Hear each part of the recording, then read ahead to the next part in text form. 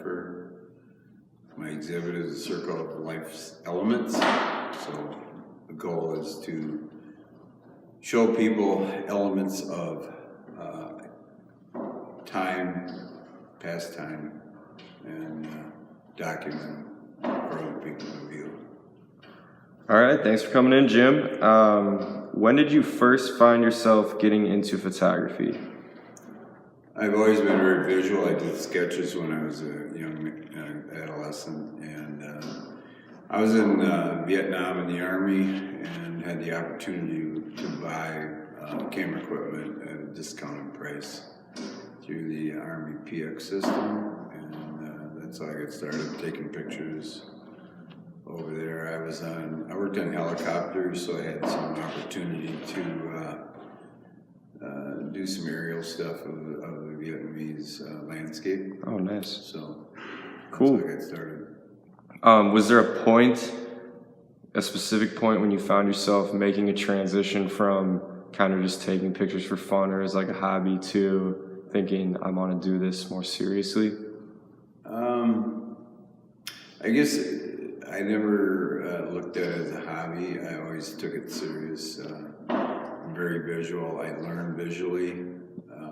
I've designed buildings my whole life, self-taught. So I visually interpret where some people would do it by lectures, books, reading. I do it visually. And so, but you know, it's a progression thing. I think after time, you evolve, and you self-critique is critical. That you can self-critique yourself and realize, and you have a history of what you've accomplished. And I suppose if you look at it as a hobby, and then you start seeing the progression as time moves on, so then you take it more seriously. Yeah. Is there one thing you wish you knew when you started that you know now? That was a tough one for me to think about.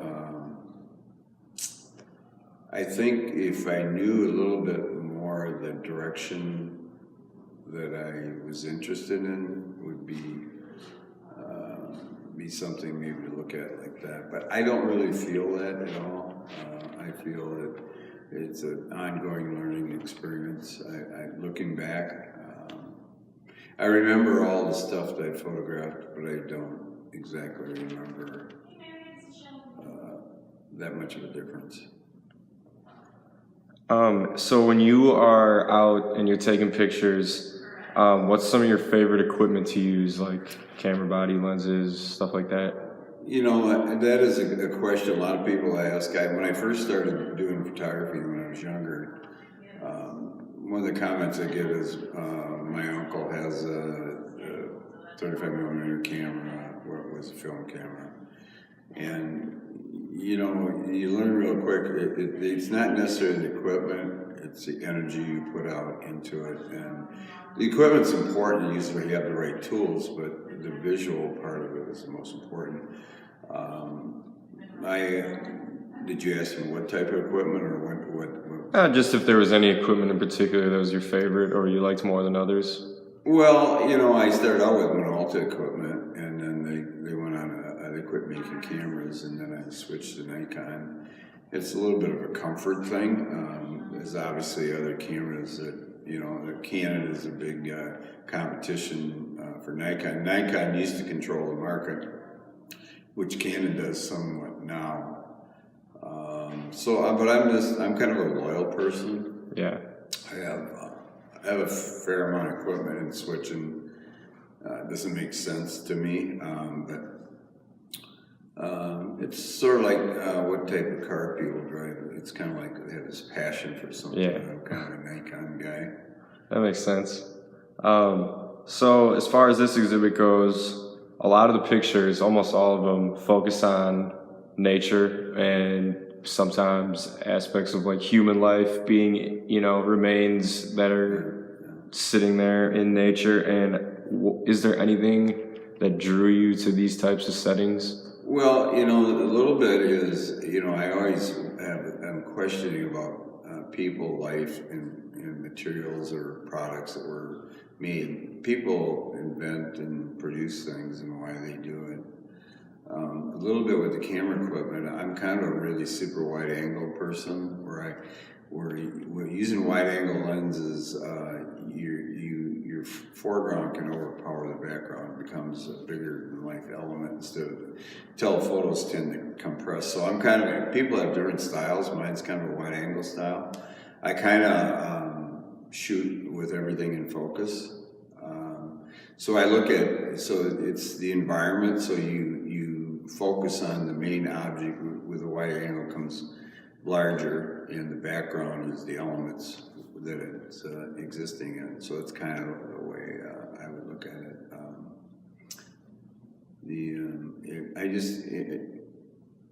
There's a sense of intrigue about something or something that someone purchased. You can go, I love junkyard art because people that have designed it, produced it, and bought it are probably no longer with us. And I think it's a little bit of a document of time where, or you can take an old farmstead where that's going to be a disappearing element in our society. And I think a little bit the curator of history and done visually, I think is important to me. Yeah, definitely. So you said, you had mentioned how you like to work in like a junkyard sort of setting. Would you say is there a setting that you like working in the most out of all of them, or is it just nature? I really like a lot of different elements.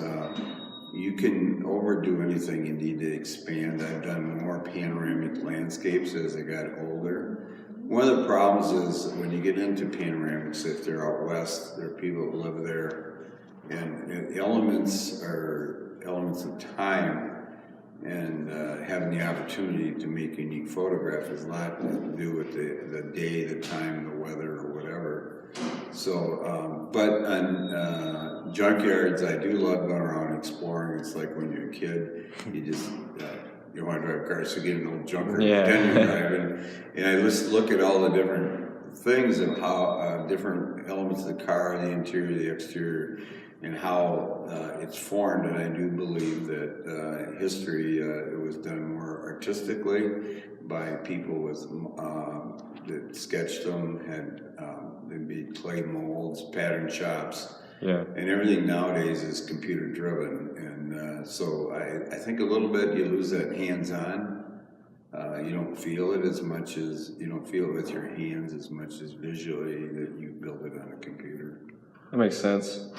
All right, so there are also some vintage motorcycles in the exhibit. When did you start collecting those? I started like in 1985. It was a 6-cylinder Honda. Didn't sell very well, but it's a completely different type of overkill kind of. So it's things that a lot of history of motorcycles and autos is not necessarily things that were produced sold well, but they're unique. Probably one of the reasons they didn't sell there because they were too far off the norm. Yeah. And so in 1990, I started looking at it as preservation of special models. Most of my bikes are performance-based models, not like a Harley or anything like that. So I just look at it as a lot of stuff got trashed, wrecked, and I look at it as curator of things that time's gone by. And very interesting to me, the style, how they perform. Just interesting to me. Yeah. Do you have one bike in your collection in particular that you think is your favorite? That would be hard to answer. It's no different than asking what your favorite photograph is. I probably have a 1998 R1 Yamaha, which is not in my display here, but it's something. It's almost like new. I bought it brand new.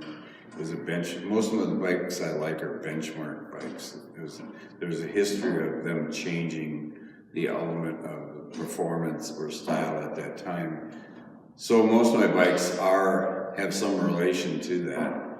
And so I kind of, honestly, a lot of people would be Harley orientated, fast bikes, BMWs, or whatever, but I'm pretty much, I have a broad brush when it comes to what I like. I like them all. Nice. All right, and then last question. How many bikes do you have in your collection total? I have 40 that are nice and 10 that need restoration, so I have a few. I started in 1990 seriously collecting them, and haven't done a lot of purchasing in the last 10 years or so, but it's most of the bikes that I purchased are going up in value, so it's a little bit, it's not necessarily an expense. Nice. All right, perfect. That was great, Jim. Thanks for coming in. Thank you.